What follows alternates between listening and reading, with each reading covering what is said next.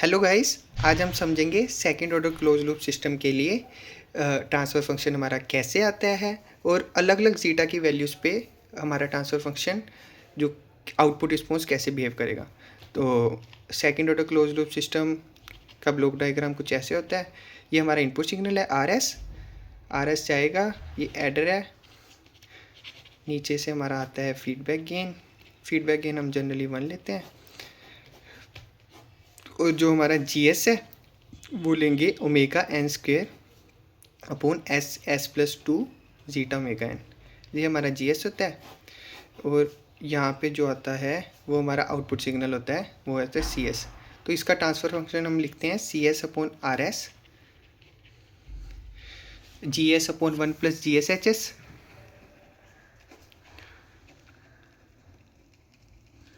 H s हम 1 लेते हैं तो g s upon 1 plus g s हो गया। और उसकी वैल्यू जो आती है वो ऐसे आ जाती है।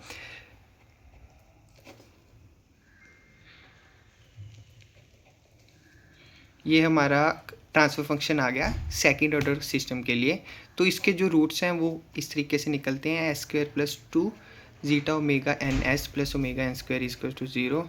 जो हम इसके रूट्स हैं वो वही इक्वेशन से निकालेंगे, minus b plus minus root b square minus 4ac वाली इक्वेशन से। तो उसके रूट्स ऐसे निकलेंगे, माइनस बी, जो बी हमारा होगा वो होगा 2 zeta omega n plus minus b square minus 4ac, b square हो गया 4 zeta square omega n square minus 4 omega n square, और नीचे 2a हो गया, a हमारा 1 है।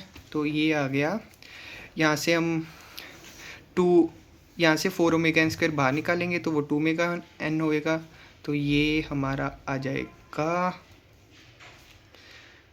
2 ओमेगा एन बाहर निकाल लिया तो अंदर बच गया जीटा स्क्वेयर माइनस 1, नीचे 2 कट गया। ये हमारे रूट्स आ गए। ये जीटा की अलग अलग वैल्यूज़ के लिए अलग अलग बिहेव करेंगे। पहले हम जीटा की वैल्यू 0 पुट करेंगे, केस 1। जब जीटा की वैल्यू 0 होती है तो हम उसको क्रिटिकली डैम्प सिस्टम बोलते हैं।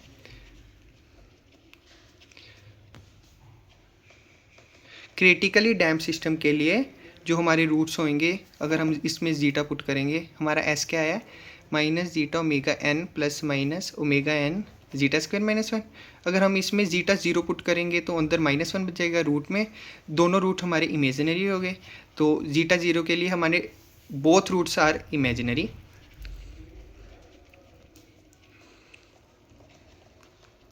दोनों रूट हमारे इमेजिनरी हो गए। और जो दूसरा केस हम लेंगे वो है जीटा इज इक्वल टू 1। अगर जीटा 1 लेंगे तो ये वाली टर्म 0 हो जाएगी, तो सिर्फ रियल पार्ट बचेगा, s is equal to minus zeta omega n. जो दोनों रूट होंगे वो सेम होंगे, both roots are real and equal.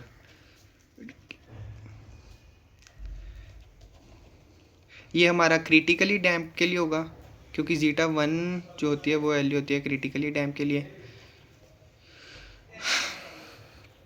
और उसके बाद आते हैं, अगला केस आता है जब हम जीटा की वैल्यू ग्रेटर देन 1 लेंगे। जब हम ग्रेटर देन 1 लेंगे तो ये पॉजिटिव होगा, तो रूट्स तो रियल ही आएंगे। तो इसमें रूट्स रियल होंगे बट वो इक्वल नहीं होंगे। तो roots are real but not equal, and for zeta greater than 1 it's system is overdamp system for zeta greater than 1। और लास्ट केस है हमारा जीटा जो है हमारा लेस देन 1, वो हो गया अंडर डैम्प सिस्टम। जीटा 0 के लिए बताना भूल गया था, ये है अनडैम्प सिस्टम। और जो जीटा ग्रेटर लेस देन 1 के लिए है उसको बोलते हैं under damp system. Under damp system अगर हम जीटा लेस देन 1 भरेंगे तो ये हमारा पार्ट बच जाएगा जो कि इमेजिनरी पार्ट है। तो जो होगा, दोनों रूट आपस में अपने कॉम्प्लेक्स कॉन्जुगेट होंगे। The roots are complex conjugate, क्योंकि उनका रियल पार्ट सेम होगा, रियल पार्ट सेम है दोनों के लिए। और ये अलग अलग होंगे तो कॉम्प्लेक्स कॉन्जुगेट होगा। प्लस माइनस ऐसे होगा ना, इसके रूट्स ऐसे होंगे। इमेजिनरी एक्सिस में एक का ऐसे एक ऐसे, रियल पार्ट सेम है, मतलब ऐसे ऐसे ये आपस में कॉम्प्लेक्स कॉन्जुगेट होंगे केस 4 के लिए। और हम अब आगे किसी एक केस के लिए हम इसकी डेरिवेशन करेंगे, और डेरिवेशन हम करेंगे केस 1 के लिए, और डेरिवेशन हम केस 3 के लिए करेंगे। केस 3 हमने क्या लिया था,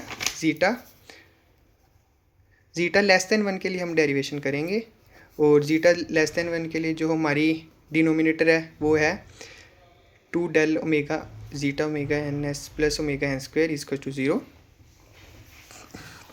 अब हमें इसका टाइम रिस्पॉन्स निकालने के लिए हमें इसका इन्वर्स लेना होगा, इन्वर्स लाप्लास लेना होगा। तो इन्वर्स लाप्लास के लिए हम अपना डिनोमिनेटर मॉडिफाई करेंगे। डिनोमिनेटर हम मॉडिफाई इस तरीके से करेंगे, हम ज़ीटा ओमेगा एन स्क्वायर के साथ प्लस भी कर देंगे और माइनस भी कर देंगे। इससे क्या होगा, जो s square plus 2 zeta omega n s plus zeta omega N square है, इसका होल स्क्वायर बन जाएगा। ऐसे बन जाएगा s plus zeta omega N का होल स्क्वायर माइनस ये वाली टर्म, और ये वाली टर्म में से ओमेगा एन स्क्वायर हम कॉमन निकाल लेंगे। तो ये क्या बन गया, ज़ीटा स्क्वायर माइनस 1, ये बन गया। तो हमारा ट्रांसफ़र फंक्शन ऐसे दिखेगा, c s upon r s omega N square s plus zeta omega N square plus omega N square 1 minus zeta square, इसमें से माइनस बाहर निकाल लिया, और ये हमारा आ गया सी एस। और हमारा जो इनपुट सिग्नल है वो हम लेते हैं यूनिट स्टेप सिग्नल। तो उसका जो एस डोमेन होगा, लाप्लास होगा, वो होगा ए अपॉन एस। यूनिट स्टेप का लाप्लास 1 अपॉन एस होता है। तो हम आर एस को उधर ले जाएंगे और आर एस की जगह 1/s पुट कर देंगे। तो ये कुछ ऐसा हो गया, omega N square plus S plus zeta omega N square का whole square plus omega N square 1 minus zeta square, ये आ गया। और इसके बाद हम जो एस है, एस को अंदर भेज देंगे, वो ऐसा दिखेगा, omega N square upon S, S plus zeta omega N का whole square plus omega N square 1 minus zeta square, ये हमारा हो गया। अब हम इसका पार्शियल फ्रैक्शन लिखेंगे, क्योंकि हमें इसका इन्वर्स लेना है। तो इसका पार्शियल फ्रैक्शन ऐसे लिखेंगे, omega N square plus omega N square upon S plus zeta omega N का whole square plus omega N square 1 minus zeta square. इसका हम पार्शियल फ्रैक्शन लेंगे, वो हम ऐसे लिखते हैं।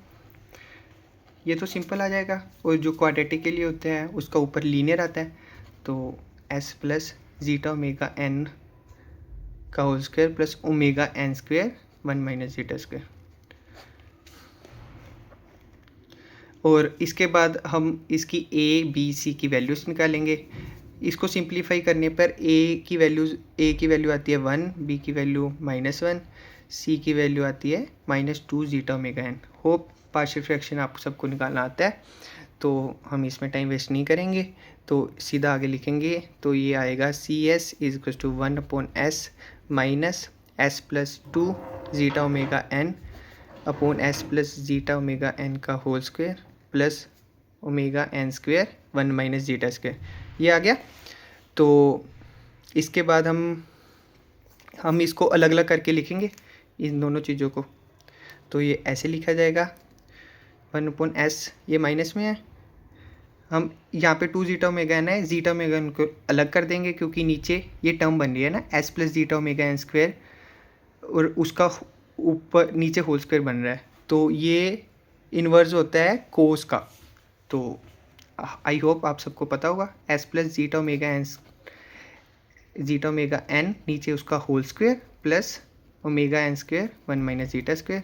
यहाँ पे जो बच जाएगा वो बच जाएगा plus zeta omega N upon S plus zeta omega N का whole square plus omega N square 1 minus zeta square, ये बच गया। ये इसी टर्म का नीचे होल स्क्वायर लिखा है, जो इसका लाप्लास होता है S square plus upon S square plus A square, वो होता है हमारा कोस का, कोस ए टी का लाप्लास होता है। तो इसका इन्वर्स कोस ए टी होगा। तो 1 अपॉन एस का तो यूनिट स्टेप सिग्नल हो गया सिंपल। तो सी ऑफ अगर हम इसका इन्वर्स लेंगे तो ये 1 आएगा, 1 minus S plus zeta omega N इसका होल स्क्वायर जो मैंने पहले बताया था, ई की power minus zeta omega N T cos omega N, cos क्या बनेगा यहाँ पे, cos omega T T, omega D T minus zeta 1 minus zeta का होल स्क्वायर ई की power minus zeta omega N T sine omega D T. ये हमारा final response आ गया उस अंडर डैम्प्ड सिस्टम के लिए। अगर हम इसको भी आगे प्रोसीड करना चाहिए, 1 माइनस जीटा का होल स्क्वायर को हम साइन थीटा लिखना चाहिए, वो हम कैसे लिख सकते हैं, इसको हम साइन थीटा लिख सकते हैं। तो इसके अंदर साइन थीटा रिप्लेस करने के बाद जो हमारा फाइनल रिस्पॉन्स आएगा वो इस तरीके से आएगा,